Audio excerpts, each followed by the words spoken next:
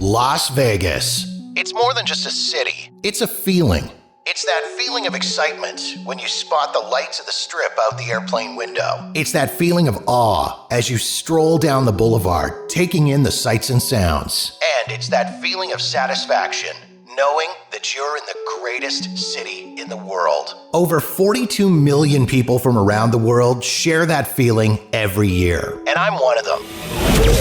Taking you to the world-famous Vegas Strip and beyond, my name is Jeff, and this is Jeff Does Vegas. As anyone who's a regular listener to the podcast knows, I absolutely love food. In fact, sharing my restaurant experiences from my Vegas vacations is one of my favorite parts of putting together my trip report episodes. So anytime I have the opportunity to have someone on the show to talk about food, I jump at that chance. Joining me for this episode of the podcast is Las Vegas restaurant and food critic John Curtas. John's been living in Vegas since the early 1980s and started writing about the Vegas food and restaurant scene in the mid-90s. He's the author of the book Eating Las Vegas, The 52 Essential Restaurants. He's the creator of the Eating Las Vegas blog at eatinglv.com, and he's made numerous TV and radio appearances in the Vegas area, also appearing as a judge on several episodes of Top Chef Masters and Iron Chef America. John's also the co-host of the food podcast Eat, Talk, Repeat. John and I talked about how he became a food and restaurant critic, how the Vegas food scene has changed over the years, and what the future holds for Las Vegas when it comes to restaurants and cuisines. John was also kind enough to share some of his favorite and not so favorite dining experiences. Please enjoy my conversation with John Curtas.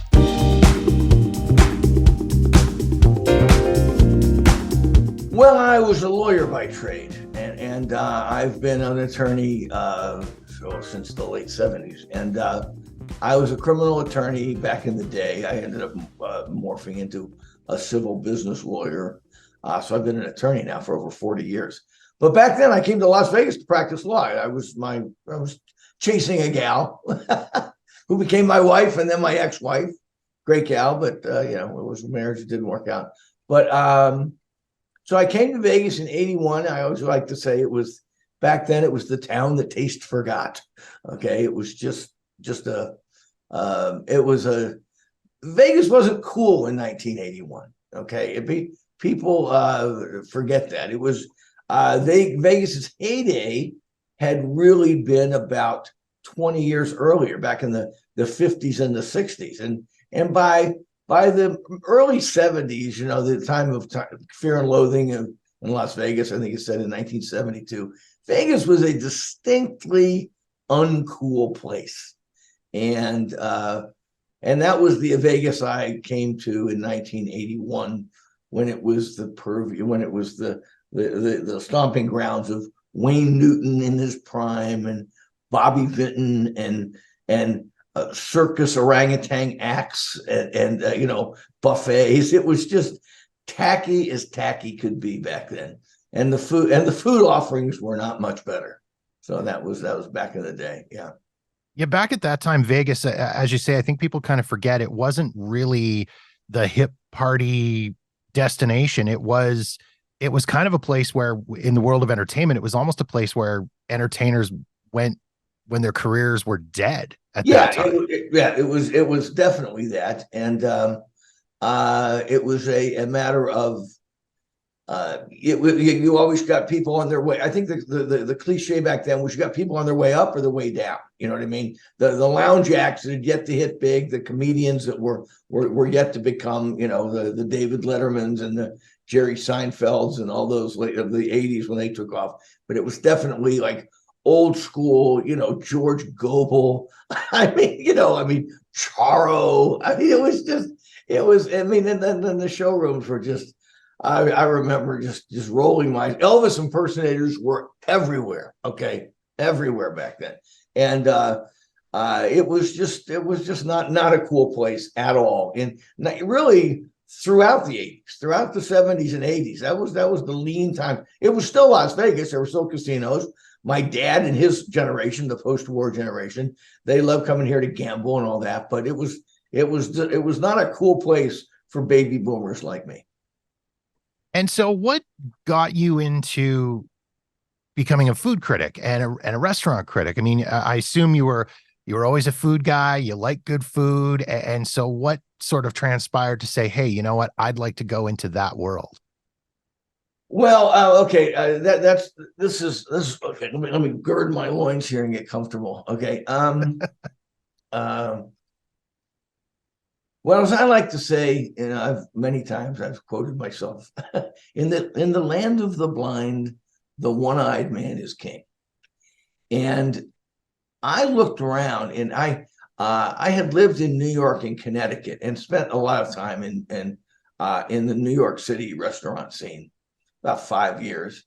And I looked around in 1992 was when the late 1992 is when Wolfgang Puck first opened Spago in the Forum Shops here. December 11th, 1992 was the date that's seared into my brain. And I was a foodie 20 years before anybody ever heard that term. I mean, it was just, that I started cooking food. I started cooking food and reading Bon Appetit magazine in law school as a way to get chicks. Okay, I mean, because I was broke, I was a student, but I went, hey, I'm a poor, starving student here, but I love food. My dad was a restaurant goer, so I kind of had it in my bones to love good restaurants. He was just a meat and potatoes Greek, but wow, he was a successful businessman also. So we had toured the country more than once as a kid, and he would go to all these places like when we were in Miami or Chicago or Los Angeles. I ate in the Los Angeles, the Brown Derby when it looked like a hat. I mean, I went to Ernie's in San Francisco when I was just 10 years old. So I was acquainted with good restaurants. And I had this in me because my dad loved the theater of good restaurants. And I think that really got soaked in with me. It was in my DNA. And even as a child, as a preteen, and then I started cooking in law school, and I started poring over cookbooks and magazines. And my sister got me a subscription to Bon Appetit magazine, and I remember being passionate about food and cooking throughout the '80s.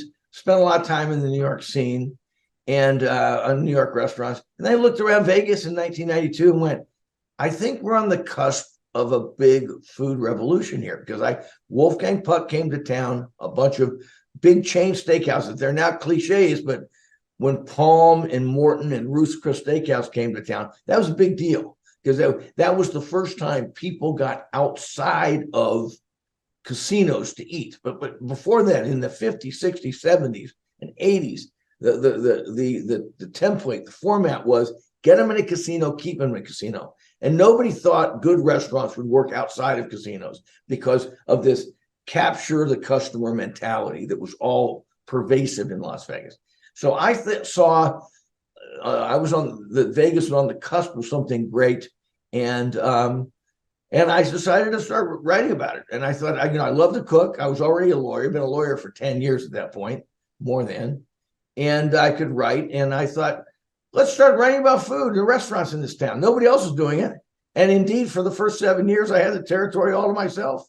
I mean, it was crazy. The 90s, there was nobody writing about food in Las Vegas but me. That's kind of insane to think about in the 21st century, where there's an influencer on every corner. But back then, I was just kind of this little voice in the wilderness chirping about, hey, we just got Wolfgang Puck here. We're getting better steakhouses. Emeril Lagasse, the BAM guy from the Food Network, is about to come to town. I was the guy just saying, this is a big deal, folks. And nobody else but me was doing it back then. So that's kind of that's the short version of how I got into it.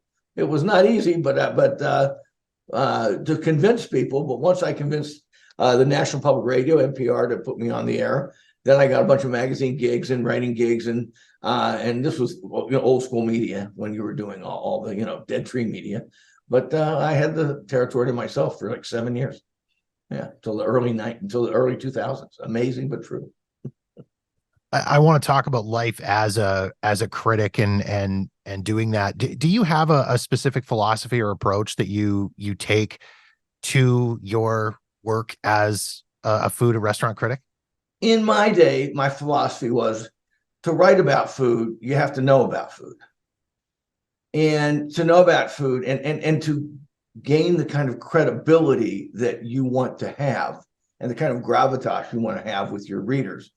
Number one, you have to be a consumer advocate.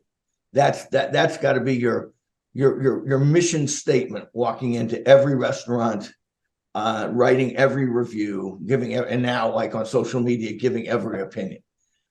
You're not there to talk about what you like and dislike, and that's what a Yelper is. Okay, you're there. Once you gain a certain amount of credibility as a media person, you're there on behalf. You're the eyes, ears, and taste buds of the consumer, trying to tell them where best to spend their dining out dollars. So that's my overarching philosophy. And too much of influencing now these days, we'll get to this later, is all about just it's all about marketing. You're just there. Look at my clicks. Oh my God, look, I got 5,000 people liking my thing. Well, that's okay. that's one method of trying to make money off of having an opinion about food. But what you really are is just a marketer. I'm in the opinion game, not in the marketing game, advertising game. So that, and the other thing I would say to the youngsters and the people who come up behind me is you can't just talk about what you like. I mean, again, you have to know about food. You have to read a lot. You have to eat a lot. You cook a lot, travel a lot. I mean, if you don't do all of those things all the time, I mean, you can't call yourself a food journalist or a food writer. You can call yourself an influencer. You can call yourself look at me. I got 150,000 people watching me, do a cheese pull or munch on this giant lobster tail. You know what I mean? Yeah, you can be that guy or that girl. But there's no real respect there. It's just kind of, you're just a clown kind of performing, for people to say they like what they see. And, so that eating a lot, cooking a lot, read a lot. You got to read a lot about food. And people, first thing I ask somebody, they say, "Oh, I want to be a food critic." I went, "Do you ever read about food? Do you ever pick up a magazine and read an article about, what makes a good clam chowder, or the difference between good pizza dough and bad pizza dough? I mean, not just what pizzas you like, you know what I mean? Do you really get into it? Do you know anything about the political landscape? Do you know anything about, how the oceans are being depleted by trawling fishermen and trawling like that? How they raise oysters, why certain rices are coming back into, I mean, you have to have this depth of knowledge that you just don't get by going online and then talking about, what you like and what you don't like. So yes, it's a long answer to what my philosophy is. When you go out to do a review and you go out to a restaurant, is there anything specific that you focus on? I mean, are you focused on the food, the atmosphere, the service, or just kind of the overall experience of everything? Well, that's a really good question, because I've gotten in arguments with people for years. You get to a point when you're in so many restaurants all the time that you really do not think about service the same way a civilian thinks about service. You just do not. I mean, I'll notice really, really bad service when it's sloppy or amateurish or extremely slow. But you kind of, that's, to me, it's almost like white noise in your head. You just kind of put it out of there because you're there to think about the food. Because again, to repeat myself, you're kind of there to tell people whether spending this money in this restaurant is worth it or not, versus going somewhere else. Is this the best chili dog in town? Or should you go to that taco truck or that taco truck? Even something as plebeian as that you have to look at it like that. And thinking about service, and then people, I'm on a podcast too, shameless plug alert, Eat, Talk, Repeat, on all platforms. And we argue about this a lot with my co-host, because most people go in, service is everything. And I know really sophisticated people who dine out a lot who go, "Oh my gosh, to them, the welcome is what they look for. The promptness is the water glass being refilled. Did they present the plates in one? Did they only bring the check when requested? Was the waiter knowledgeable and solicitous at the right time without being overbearing? Blah blah blah blah. And I just tune all that shit out. I just kind of go, give me the food. Okay, I'm gonna tell you whether this omelet is well made or not. Okay, because you know what? I've eaten about 5,000 omelets in my life, and I can pretty much tell you whether it's a good omelet or not. Not a good omelet or not. So what is it then that makes for an exceptional experience for you when you go to a restaurant? What sets that apart from, say, an average experience for you? Well, I think at this point in my life, I look for food that from the first bite, or even when it hits the table, I go, there was some real love and passion behind this. Okay, I'm kind of looking to taste that commitment of what is the restaurant doing well, what it intends to do. I mean, so many restaurants just want to be judged on their intentions, not the results.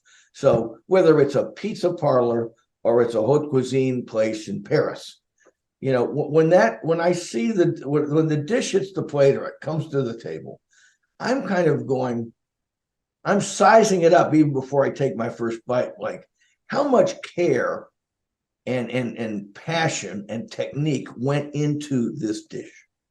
And I mean, just the other night, I went to we'll get to it in a bit, about just a hidden gem in an off-strip hotel, a Chinese place. Someone told me, I knew the owner had run really good Chinatown restaurants before, and the lobster pasta came to the table, and these garlic shrimp, and just as they were coming to me, I went, holy shit, this is really good. This is way next level presentation over any kind of Chinese restaurant you're liable to just stumble into in a neighborhood Chinese restaurant.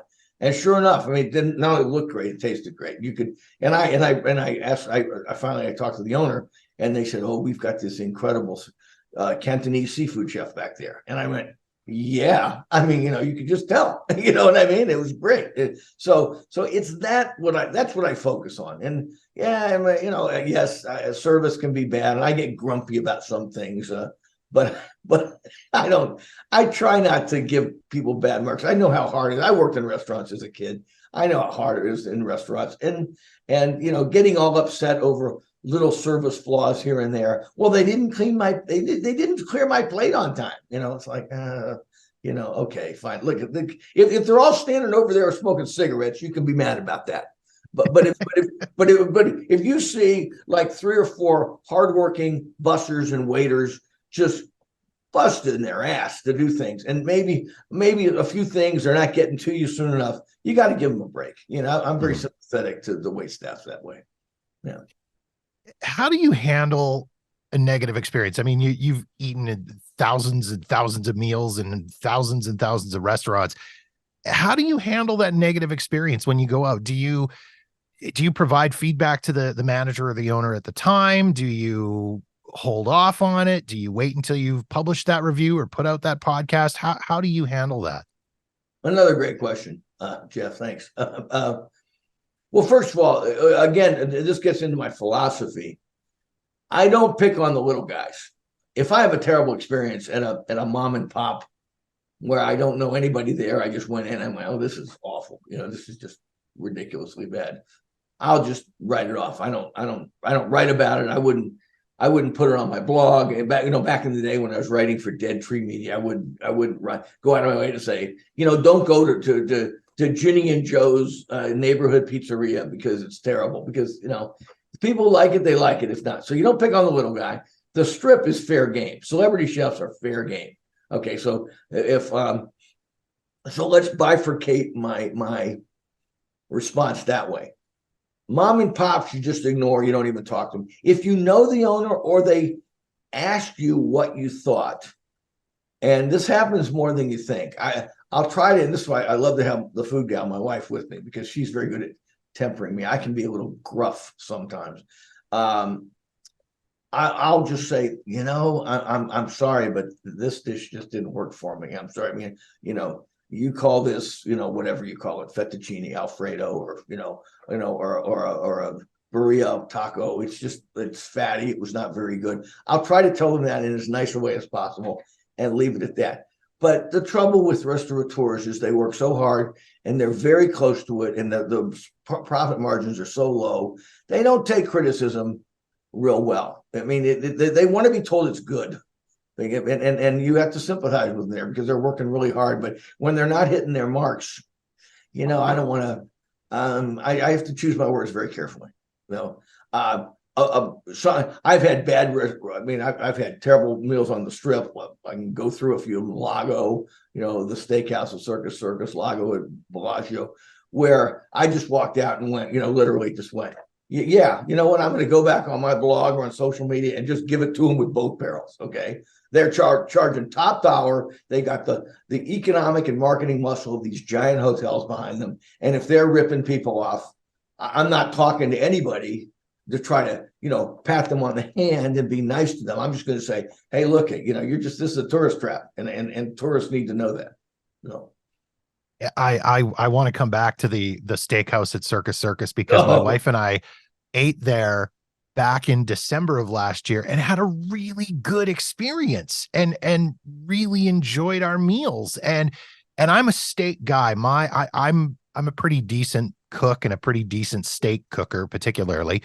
And my theory on going out for steak is I don't want to spend a bunch of money on a steak and then eat it and go, I could have cooked that better myself.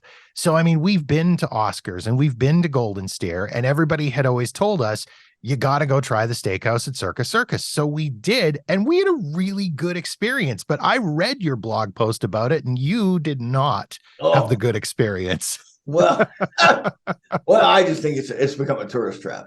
And here's what I think, Jeff. And they're now charging like top dollar for meat. And I eat all these steakhouses. And Las Vegas has fantastic steakhouse. I'm sure you have some. I mean, you got a lot of great beef in Canada, so I'm sure you know a good steakhouse. But there are superior steakhouses here by Jose Andres has Bizarre Meat, and Wolfgang Puck has Cut, and there Delmonico by Emeril Lagasse. Those are just the ones. Prime and the Bellagio, Oscars downtown, Barry's downtown. These are really good steakhouses, and I look at what they put on the plate for the same money that what these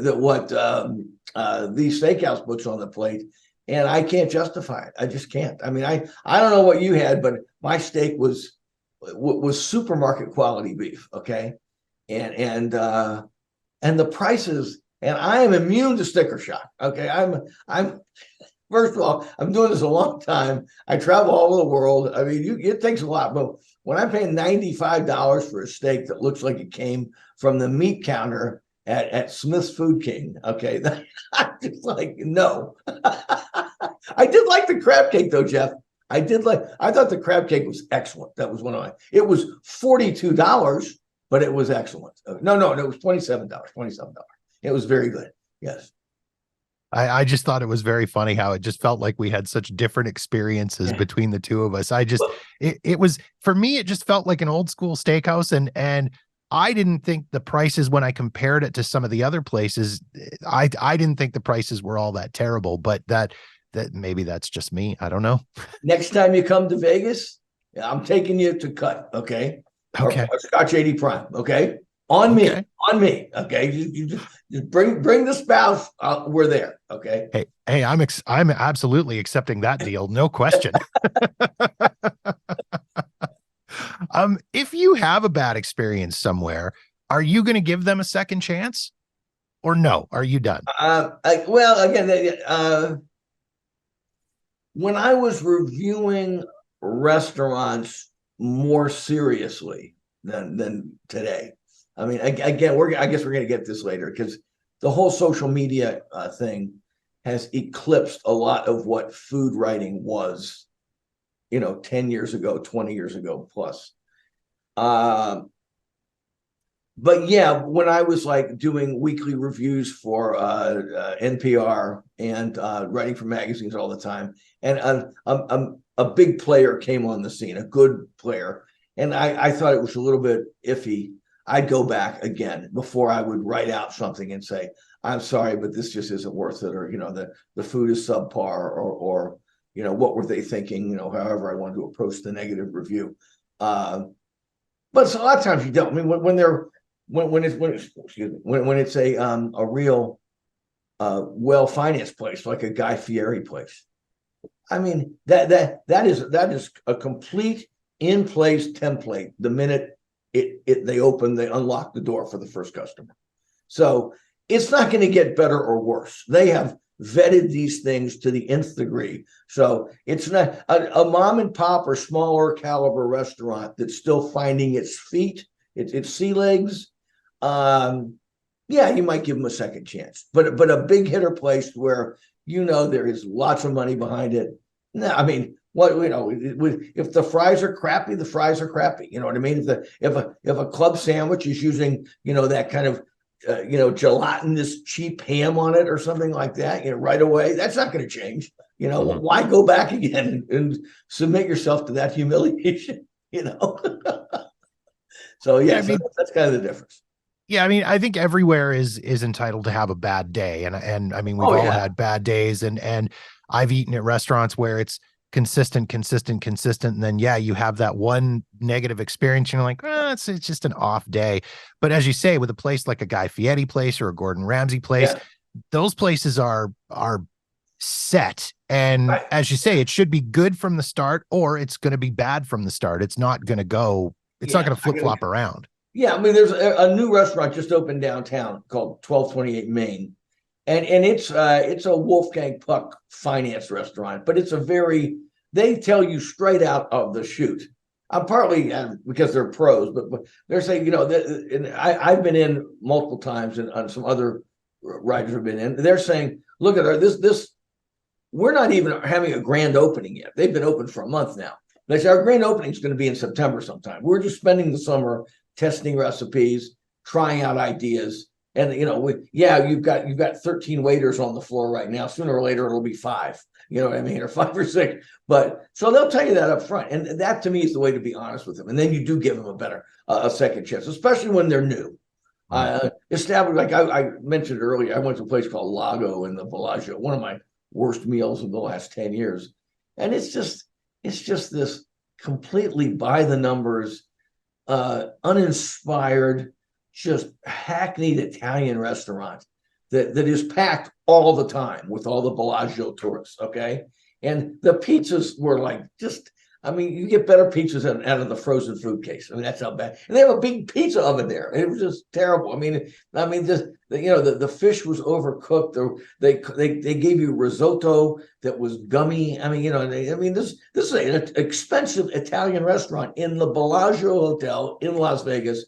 And I mean, screw that. I ain't going back. You know what I mean? Yeah. You don't know how to do it right. You're done. And I'll tell everybody. Anybody will listen. Lago is a ripoff. Yeah. I'll take that one off my list. Okay. Don't bother. Yeah. We've talked a little bit about the rise of social media and how, I mean, social media has grown and it seems like anybody basically with a camera phone and a TikTok account or a YouTube channel can call themselves a food critic.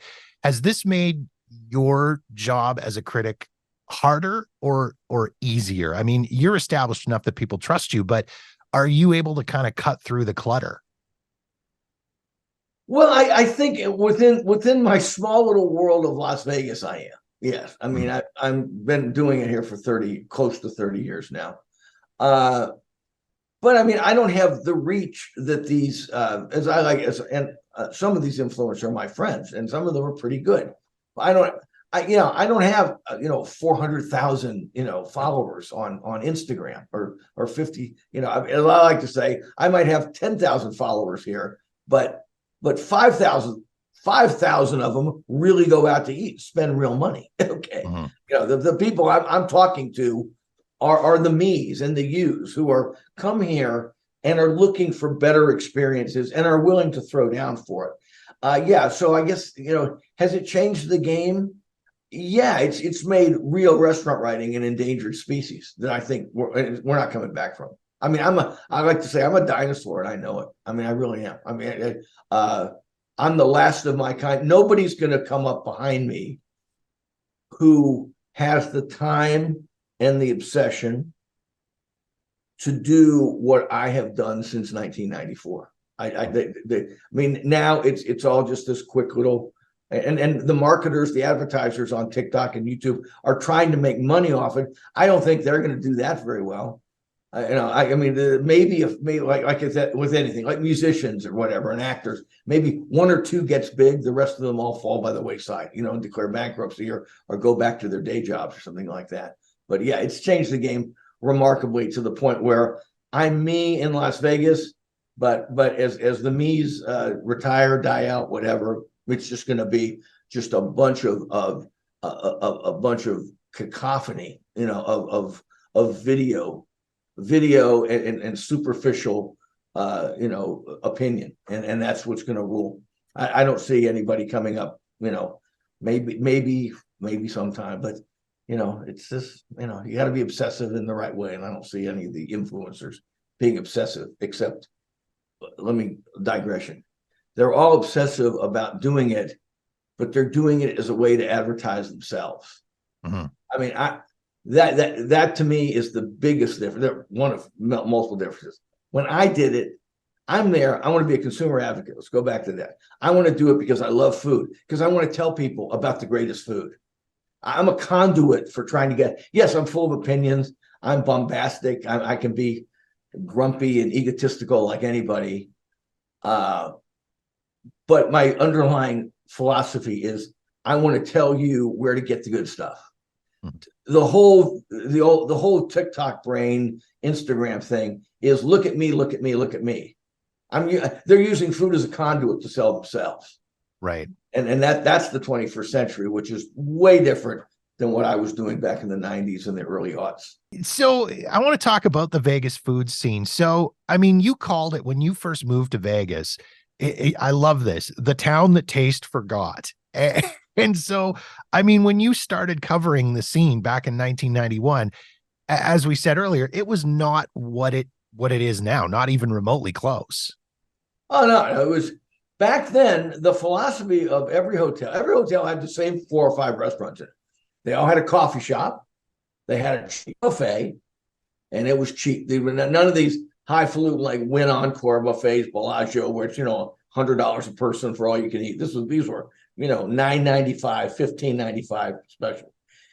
They would have an Italian restaurant of some ilk, and then they would have a continental restaurant, or I always say, from what continent we don't know, or a gourmet room, which was always where they had the tuxedo guys and flaming something table size and steak Diane and Caesar salads and back in the 80s and 90s, I ate in these places, and most of them were not that good, but they were Vegas good. But that was the philosophy, that every hotel had to capture its customers, keep them there to gamble and eat, and that was it. And the first restaurant that came to town and kind of broke the mold was when Ruth's Chris showed up in 1989. And I interviewed the fellow who brought it here, a guy named Marcel Taylor, who was a dealer at Caesar's Palace.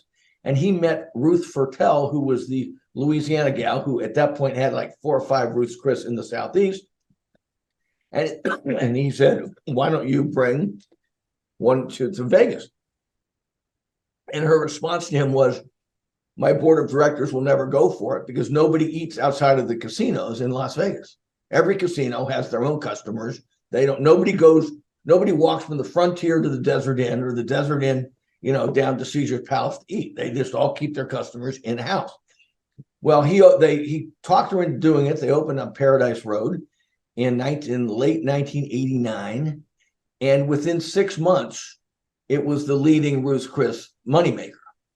And within a year, Morton's and Palm showed up. And within about 18 months, the Las Vegas outposts of those chain steakhouses were making more than every other one they had in their galaxy of franchises. And that's what inspired Wolfgang Puck and Emeril Lagasse to come here. Mm-hmm. So, but they had to break the mold, and the mold wasn't broken with celebrity chefs. That was about 5 years later that started. Back then it was, you had to see if people were willing to leave the hotels to eat somewhere. And these chain steakhouses were the ones that did it. Amazing, but true. Yeah. So was that then, do you think that was what caused that shift in that the casinos kind of looked and went, oh shit, people are leaving to go eat. We need to do something to keep them here. So let's invite Wolfgang Puck and Emeril Lagasse and these guys to come in and open their places in our places.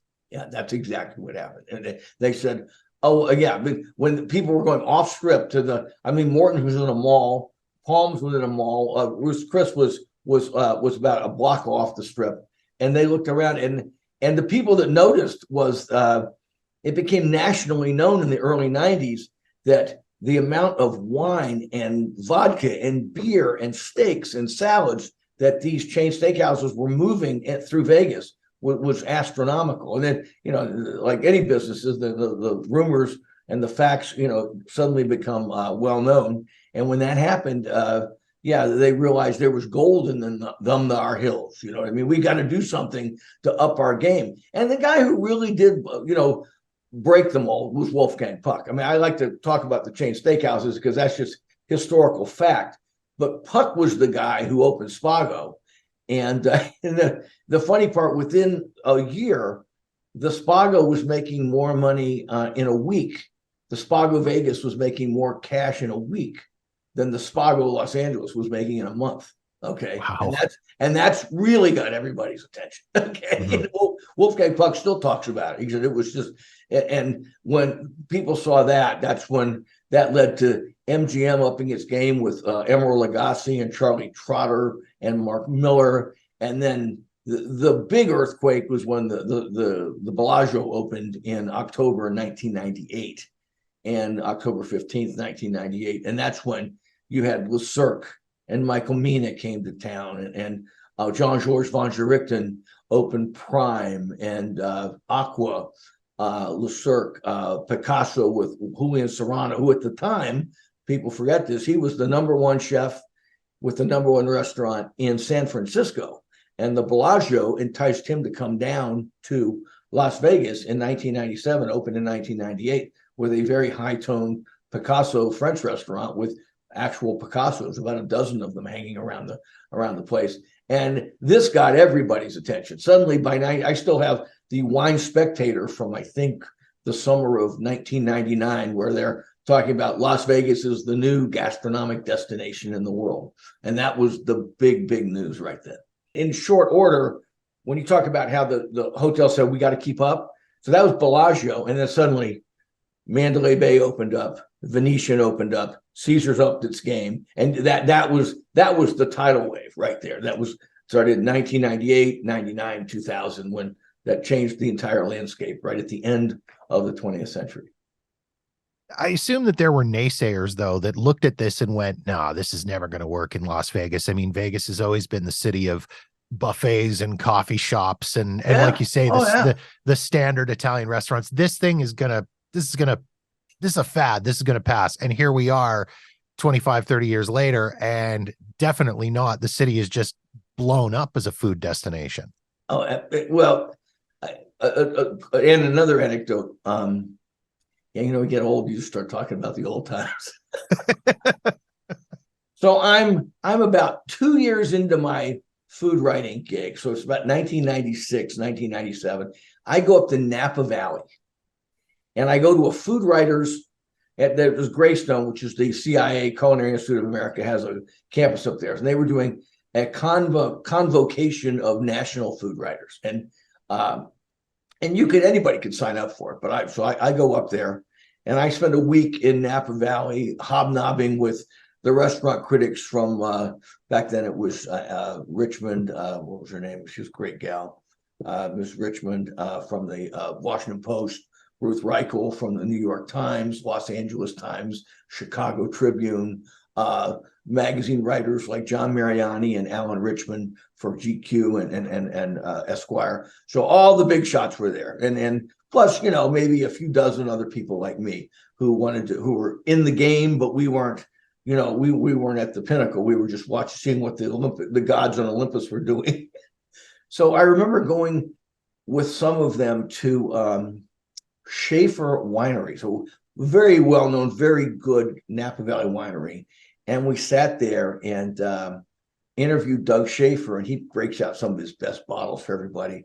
And I say to him, well, this is are you doing you distribute your wines down in Vegas, because Vegas is really about to take off here, And I was there, and I remember there was somebody from Lori Ochoa from the Los Angeles Times and a couple other people, and they went, and he looked at me and he went, oh, I'm never going to sell a lot of wine in Vegas. Who'd want to sell a lot of wine in Vegas? Nobody there's going to appreciate my wine.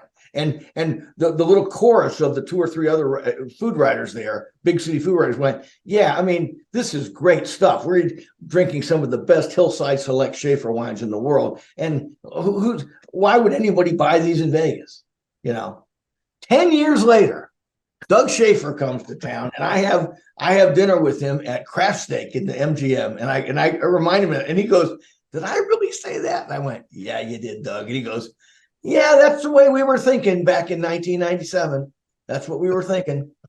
So there you go. There were naysayers. What do you think is laying in the future of the Vegas restaurant and food scene? I mean, are we getting away from the celebrity chef trend? Is this a thing that's dying, yes, or is it just continuing to grow? No, short answer, yes. The Las Vegas Strip is out of ideas. They haven't had an original restaurant idea on the Strip in 10 years. That's why they keep opening. Martha Stewart, 80-year-old Martha Stewart is a big deal. Martin Yan, who's older than he's older than Kim Chi.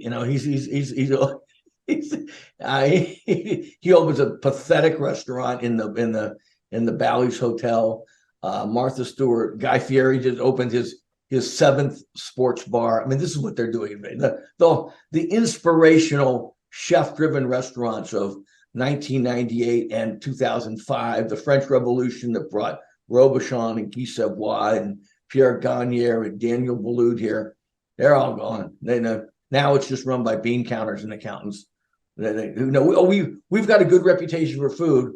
Let's just open another Guy Fieri sports bar. Where is the most growth happening right now? Is it off the Strip? Is that the place to be right now? Yeah, if you read my blog, another shameless plug, eatinglv.com, and my social media feeds and everything, I've been a huge proponent of what's going on in the last 5 years in the neighborhoods. I mean, Chinatown is blown up. Downtown and Chinatown, to me, are the two happening places right now. That's where the most interesting work's being done. The most chef-driven restaurants, smaller caliber places. I mean, the Strip, an 80th Street restaurant on the Strip is considered dinky, but it's a huge restaurant off the Strip. But our Japanese food scene is just expanded tremendously. I mean, I tell anybody who likes good sushi, if you eat good sushi on the Strip, you're a fool. Okay, we have these tiny little restaurants, and Kabuto, which seats like 14 people. Some super expensive ones like Sanga and Kame, which is like $400 a person. They're trying to mimic those really super high end Japanese restaurants in LA and Japan. But that's forget them. I mean, there's great izakaya food. There's great noodle parlors. There's great Vietnamese food. Korean food is all over Chinatown now. So that's where I think the most interesting food is happening these days. Is it the Asian cuisine that's really blowing up right now in Vegas? Yeah. But I think we're destined to become, another Macau. Although Macau was supposed to be like Asian Vegas. Yeah, the Asian customer is in the 21st century what the baby boomers were in the 1990s and early 2000s.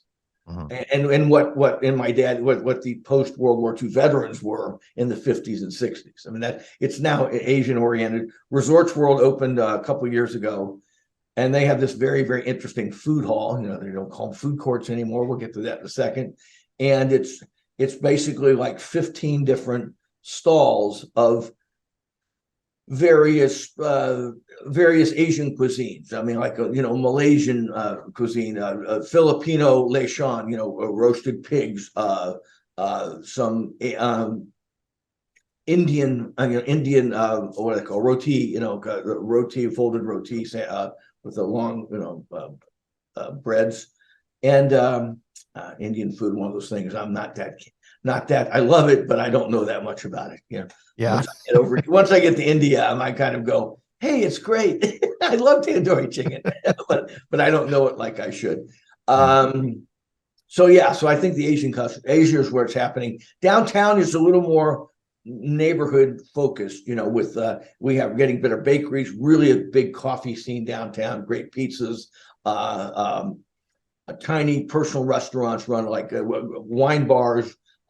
Great beer bars downtown. So I like that for my non-Asian cuisine, and then Spring Mountain Road / Chinatown for, I think, some of the best Asian food you'll get in America. One other trend that you briefly mentioned talking about Resorts World was the food hall trend. And this is another thing that seems to be blowing up in Vegas. It seems every hotel, both on and off the strip, is trying to do this whole food hall thing. This is a direction they seem to be going in. Yeah. Well, as I tweeted out last night, this is not your father's hot dog on a stick anymore. Okay, not Sbarro pizza and Orange Julius. Okay. Yeah, these are and they're expensive. Like I mentioned, the food hall at Resorts World, which is 90% Asian and some with really interesting stuff. And they're slowly phasing out buffets. We can get to that in a minute. And food halls are capturing people's imagination because it's more exotic food, and it's not a one-size-fits-all buffet. Okay, and so people can go there. If you want your soup dumplings here, if you want your certain kind of Malaysian fried rice, you can go there. And I see that as a looming trend, and it also alleviates. And this gets a little deep in the weeds, but hotels in Vegas have never liked running the buffets. They're not good at it. I mean, a buffet is a hugely expensive, employee heavy operation. And the food halls allow them to basically take a vanilla shell and rent it out piecemeal, much like a food court would do in a mall in the 1980s and 90s, to individual operators who are responsible for cooking their 2 or 3 or 4 or 5 things, and that's it. So it becomes more of a landlord-tenant relationship rather than we've got to mount this gigantic Waterloo battle of food, for hundreds of people all day long with hundreds of employees to make everything from shrimp to mugu gai pan to tacos for 4,000 people a day.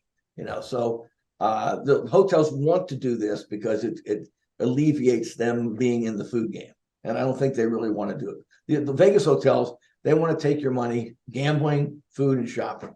Food is a hassle for them. It's interesting talking about buffets because buffets went away obviously during COVID and that closure under the guise of, it's unsanitary and unhygienic. I mean, let's face it, buffets were always unsanitary and unhygienic. Walking around touching things that a bunch of other people have touched. Okay. Exactly. Here you go. The invent of the sneeze guard was not an early invention at the buffets, but they sort of used COVID as the excuse to get away from the buffets. Do you think it was going in that direction anyways? I mean, they've always been a loss leader for the hotels. It was just sort of, here's a way for us to not spend all this money on buffets. Yeah. And it's a loss leader. Like I said, they're hugely expensive and difficult to operate. And there used to be 23 of them on the strip, and now there's 6. Okay. And of the 6, I think all of them are high end now. I mean, like Bellagio and Wynn and Cosmopolitan, I think, still has one. I think the one down M Casino. I can't name them all. I'm not a buffet guy, but yeah, there's only 6 left. And yes, I think they are phasing them out. the only break I'll give casino buffets, and my wife, who's worked in advertising her whole life, she's used to go to Asia quite a lot. She said the one good thing about buffets, which you have to forgive them for, is it makes it easy for non-English speaking tourists to eat. Okay, I mean, and as a person who's traveled, I know you travel, Jeff. I mean, it's there's a certain intimidation to going to a foreign country where you don't speak the language and eat and walking into a place. It's one thing to buy something in a drugstore where the interaction is minimal. Another thing to, look at a menu, sit down, not be aware of the customs involved, how you do this, what they say, what you say. And that's intimidating. And we all have to eat at least once or twice a day. And buffets alleviate that stress on a foreign customer. So I have a softer spot in my heart for them for that reason. But I think they're on their way out, and they're not very they're not cheap anymore. They're not loss leaders. I mean the ones that are surviving will run you about $100 a person now. And you can go to Chinatown, and for $100 you can feed a family of 6. Okay. Really tasty food. Okay. And that's the argument that I've had with a few people on social media about buffets is they look at a place like, say, Bacchanal Buffet in Caesars that's now $85 a person. When I went 3 years ago or 4 years ago, I think it was $50 a person at that point. And they always say, oh, is it worth it? And I look and go, well, for me personally, I would rather spend $85 on a decent sit-down meal somewhere where the food isn't mass prepared and sat for X amount of time, where I'm surrounded by a bunch of people in a loud, noisy environment. But I see at the same time, I see the other side of it where people look at it and go, that $85, all I want to do is go in there and stuff my face with crab's legs. And that's what the first thing everybody goes for at the buffet. Oh, the shrimp, the lobster, and the crab legs. How much can they eat? And I don't want to get too political here, but that's also kind of indecent. Okay. And Americans have eaten that way for too long. And this idea, and I read a great book called Drink. It was written by a fellow named Andrew Barr, English fellow, about the social history of America. I think it came out back in there 20 years ago. He goes back and mines all these old food writers and reporters from the 19th century, from the 1830s and 40s, who came over here from England and Germany and Vienna, and are astounded by the volume of food that Americans would cram in their mouths. And he has these quotes, from newspaper articles, from 1841. Okay. So it's in the American character to grotesquely stuff your face at a buffet. And it goes back literally hundreds of years. But, we need to learn to eat more like the Asians, like the Europeans. We nibble, we quality over quantity. I don't know if it's ever going to happen because the American psyche seems to be so much in the other direction. Yeah. I've always said that sign on the wall that says all you can eat is not meant as a challenge. It's a suggestion, not a challenge. Absolutely. And I mean, good God. I mean, yes, I'm 25 pounds overweight, maybe 20. Okay. I think I hear my wife saying 30. But we're not doing ourselves any favor. We are obese as a country, and this mentality has done us no favors. It really hasn't. And so buffets, if they leave, it's fine with me, because we ought to just sit down, eat 1, 2 nice meals a day, like the Europeans do, enjoy the food in smaller portions, and live a healthier life. I want to get a few recommendations and reviews from you, of course, because you're a food critic. You do nothing but talk about food. So, I have you on my podcast, I need to get some suggestions from you. So let's start with your best ever Las Vegas dining experience. All right. Best dining experiences. Well, I'll go to one in 2010. There used to be a food event here called Vegas Uncorked.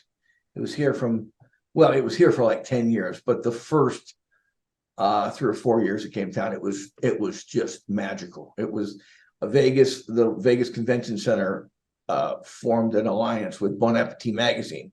This was the very end of the Dead Tree food magazine days. Okay, I mean, this was like, because by about 2011 and 12, I chart this stuff carefully. By 2012 and 13, magazines were all dropping like flies all over America. But the last gasp of the food magazine was about 2005 to 2010. And in 2010 was a third year of Vegas Uncorked. And I had the editors, I got to sort of semi-hosting, might be a little bit overstating it, but let's say I was the main character at the Guy Savoy restaurant, who came here from Paris, France, one of the great restaurants in Paris, one of the great ones in Vegas, extremely expensive.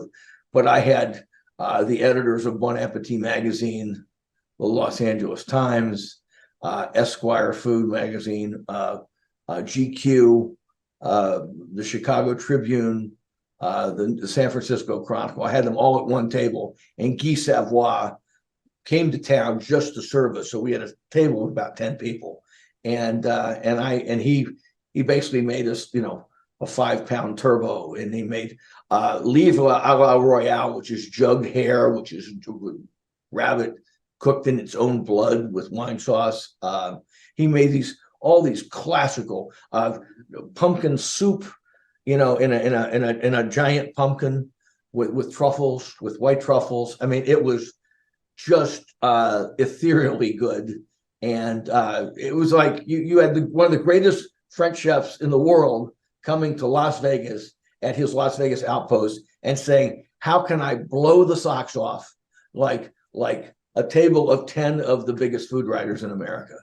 Mm-hmm. And of course, we didn't pay for any of this. And then the sommelier with the wines and blah, blah, blah. So that's a tough one to top right there in 2010.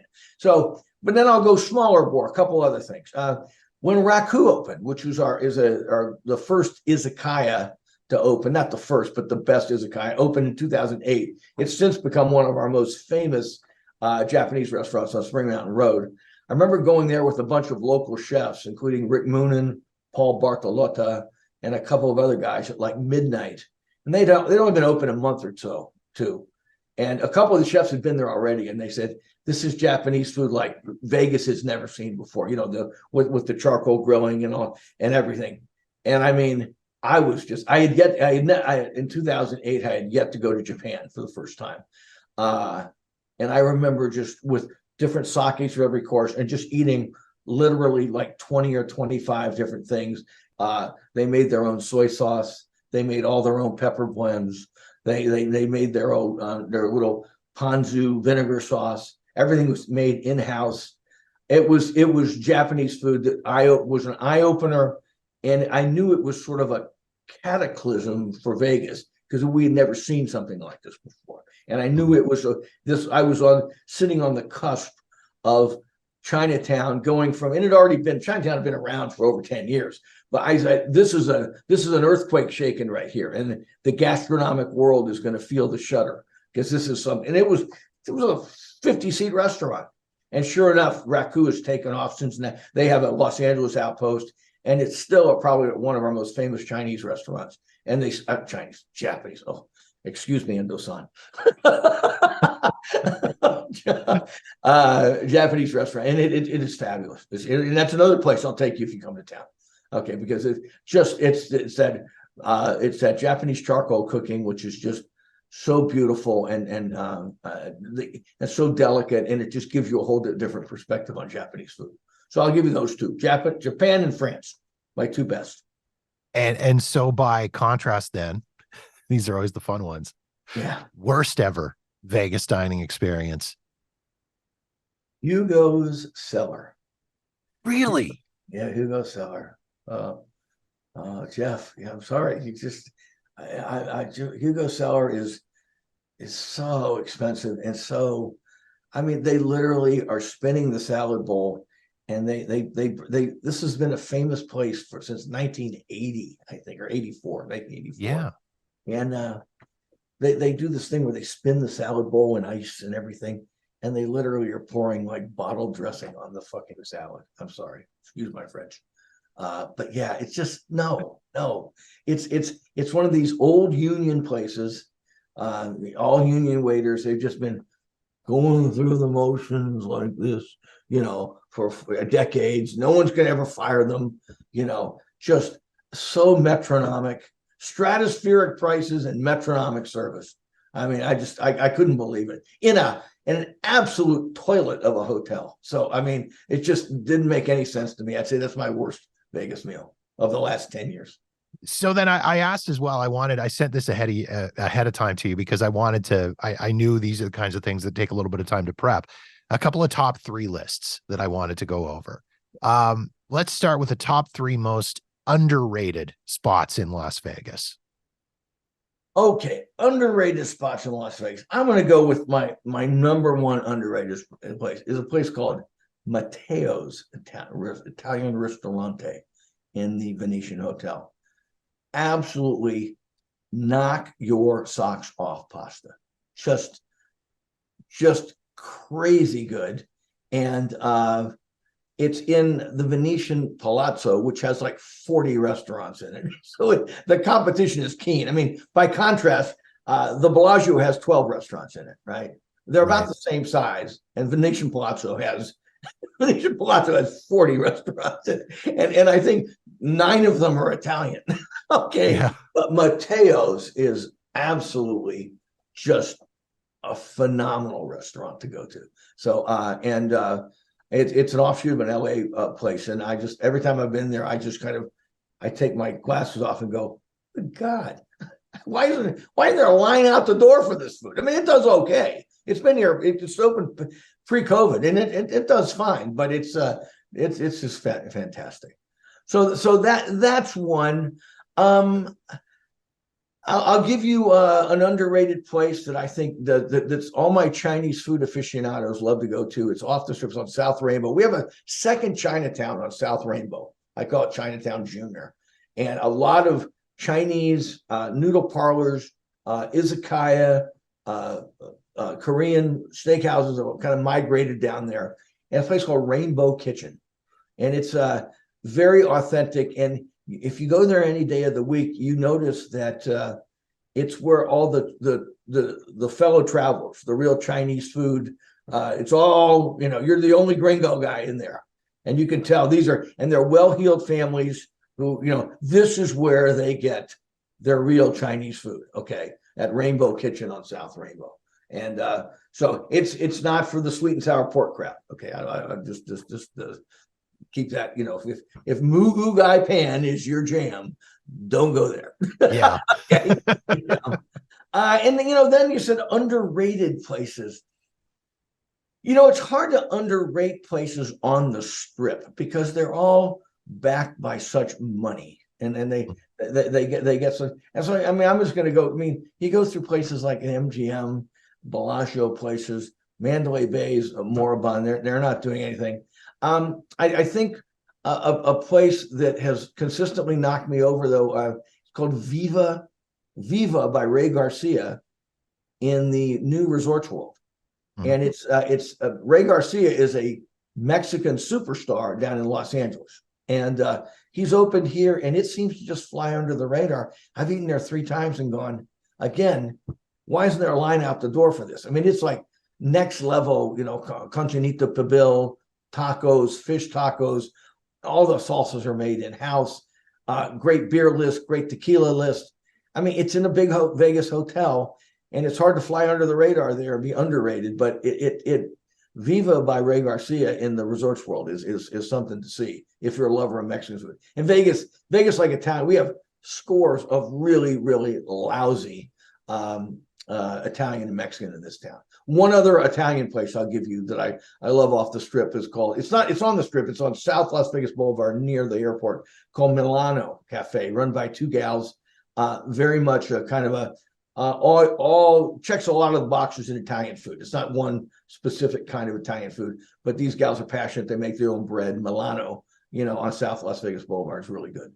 And so on the flip side, overrated. These are always fun because, of course, there's so many places that are just giant tourist traps and are just Yeah. terrible, but somehow get all this attention. Well, let's start with any restaurant that has Gordon Ramsay's name attached to it. Okay. And I could just stop right there. Okay. I mean, Gordo I've met the guy multiple times. I love the guy. Okay. He's like Guy Fieri. I mean, I like these guys are charming fellows when you meet them one-on-one. They are. They'll sit down. They're the guys that you crack a beer with these fellas and talk to them, off the record. And they are funny, smart guys. They're a lot, but they're just slapping their names on the door. Okay. Yeah. I mean, so anything with Guy Fieri's name on it or Gordon Ramsay's name on it is just it's a tourist trap. I mean, I hate to keep using that term, but and they're not Guy Fieri restaurants. They're not Gordon Ramsay restaurants. They're hotel restaurants. They're run by the hotels. All the employees are hotel employees. The hotel they're just brand whores. Okay, they've just done a licensing deal to slap their name on the door and pick up a trick 4 times a year. And that's all. And they show up when it's time for press events and picture taking. But that's it. They have nothing to do with the cooking. I would say that I'd rather go to a Guy Fieri sports bar than a Gordon Ramsay pub, because I think Gordon Ramsay's pubs he's got a couple places that are just god awful. His steakhouse here isn't so bad, but it's not top tier. But I'd say avoid celebrity chef restaurants in general and Gordon Ramsay restaurants in particular. Okay. So what did you say? Overrated? I think I have one more overrated. Oh yeah. Eiffel Tower restaurant. Yeah. The Eiffel Tower restaurant is just it's nothing but young people getting engaged. Okay. It's just dumbass millennials and Gen Xers and Gen Zers getting engaged and girls swooning over I've got a ring finally, look at me. And it's just the whole thing. It's and maybe with the occasional bachelorette party thrown in for good measure. So it's just, I mean, it's and it's really popular, but it's not even good French food. And it's by the numbers. I think they do 800 or 900 covers a day there. I mean, they are so busy. It's just a food factory, a mill. So Eiffel Tower restaurant, I would say overrated. Let's talk hidden gems. I mean, we've hit on a ton already through the course of our conversation, and you've mentioned a lot of places already, but are there any other hidden gems that you like to recommend to people that are coming to town? All right, I'm going to go through them real fast. I know we've taken some. Oh my God, we're running over it. Yeah, how long does your podcast usually go? I mean, what do you? As long as they need to be. That's my theory when it comes to podcasts. Are you the Joe Rogan of Calgary? Is that what you are now? I'm not that annoying, no. Yeah, you seem pretty. Yeah, well, I don't know. Rogan's okay, I guess, but yeah, he'll talk to somebody for 3 hours or 4 hours. I don't know how they do that. I'm not going that long, but I my theory on podcasting is as long as it needs to be, as long as it's interesting. And this is still interesting to me. So I'm totally okay. Yeah, I get it. Well, thank you. All right. Hidden gems. And I've got a ton of them. Okay. But I'm going to go through a couple. Downtown Publicus is on a forlorn strip of East Fremont Street, about a mile from the Fremont Street Experience. It's that area of town they keep trying to bring back into something interesting, but it's still a wasteland. It's really just not lots of bumps. But in the middle of this bleak area, there's this little sign that says Publicus on a corner lot, and it's all in-house baked goods, really strong coffee program, just breakfast and lunch, fantastic croissant, wonderful vegan options if you like that. If you want to stuff your face with baked goods, it's great. They do exotic teas. My coffee hound friends, I like good coffee, but I'm not obsessive about it. They say it's got a very, very strong coffee program, and it's survived now for like 8 years in the worst location in town. So Publicus, got to go there.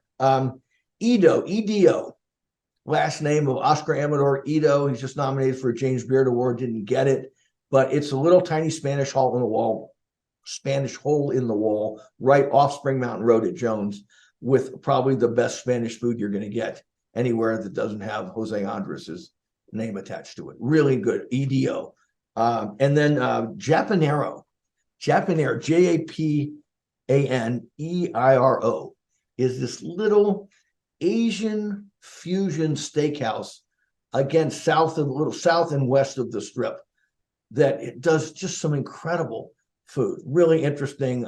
Kevin Chong is the chef there, and I don't go there enough because it's way out of my, not anywhere near where I usually drive to, but every time you go, blown away. Some of the best beef you're going to find off the Strip too, and some really interesting Asian fusion stuff. So Japaneiro's it, and then I'm at two sushi places that people always ask me about, and this gets confusing. Hiro Yoshi, which is on West Charleston, and Sushi Hero, which is way out in Henderson, have two of the best sushi restaurants in town. It's hidden gems. Hiro Yoshi, one word. Sushi Hero, two words. Opposite ends of town, but all my sushi hounds that I know that really love sushi, they go to these places. And I say, if you're eating sushi on the Strip, you're doing it wrong, because these places are really, really good. And they're not cheap, but they're not. We have these super luxurious high-end Japanese places I mentioned before. They're not that. I mean, you'll spend good money there, but you can get out of there for like $100 a person. Not $500 a person for really good fish. They do a lot of turnover, and the sushi chefs are bilingual but very Japanese, and they can guide you through a fantastic sushi meal at these two places. Let's go into the shameless plug portion of this podcast episode and talk about all the other stuff that you've got going on here. Let's start off the podcast. Eat, Talk, Repeat. Very cool podcast. I love listening to it. I love the conversation that you guys have. You've got some co-hosts on that show. Let's talk a little bit about them and how you guys all got together for the podcast. Well, it's funny how we got together because my politics could not be different than theirs. The fellow who produces it is Sam Mirajovsky, and he's kind of a right-wing talk show guy, but he's funny. Okay, well, we disagree because I'm definitely more on the left side of the spectrum than the right in my politics, but we just keep it talking about food, and he loves food. And we love to needle each other. And from a podcast, you got to keep it interesting. I listen to so many boring ones where people they're just drone. I mean, I droned. I apologize to all of you if I droned on too much, but you want to keep it interesting and light and chatty and funny and all that. And Sam does a great job of that. And then we have Ash, the attorney, who's beautiful and smart, which most women and guys love, and women go, how did she get the whole package? She's smart, she's talented, and she's pretty. Okay. But she's also very funny. So the three of us we go around every week, just kind of, where did you eat? What do you like? And we try to highlight a lot of new places. I mean, we'll go back and I'll be slamming The Steakhouse or Hugo Cellar at one point, but we like to talk about what's new and happening, food news you can use in Las Vegas. So it's a kind of good, we try to keep it under an hour, where you should be eating in Las Vegas and why. And of course, you've got your own website and all of your own social media and blog and everything like that. If people want to find you on there, how do they go about doing that? And what are they going to get on there? Well, eatinglv.com, it was my blog. It's been my blog for 15, 16 years now. And, the time of the blogs is over. The time of the blogs was the first 10 years of 2000. That's when I started. But I still keep it up there. I call it my website. When I want to write about something, I do. I mean, like you've read my slam of The Steakhouse. Sometimes about two or three times a year, I will post like what I call the list, just places I recommend. And then if I have a travel log, I'll go to London. I might write an article, might write a couple thousand words about London or Paris or Los Angeles, depending on what I'm doing. So that's what eatinglv.com. I try to post something about once a month now. I used to post, remember blogs back in the day? I was posting 3 times a day back then. And then on Twitter, I'm Eating Las Vegas, at Eating Las Vegas. And on Instagram, I'm at John Curtas, my name, JohnCurtas. I know all my marketing people tell me you should have one, one moniker that go across all platforms, but I'm old school and I'm too lazy. Well into my 6th decade of life, I'm too lazy to change my old habits now. Too late to change now. Exactly. Exactly. Well, John, I appreciate you taking all this time to have a conversation with me and chat about food. I really, really do appreciate it. And looking forward to my next trip to Vegas, because you and I are going to go out for dinner. Well, now we're best friends. So yes, and the one of them will be on me. I promise you that, Jeff. Bon appetit to you and your listeners. And good night, Canada.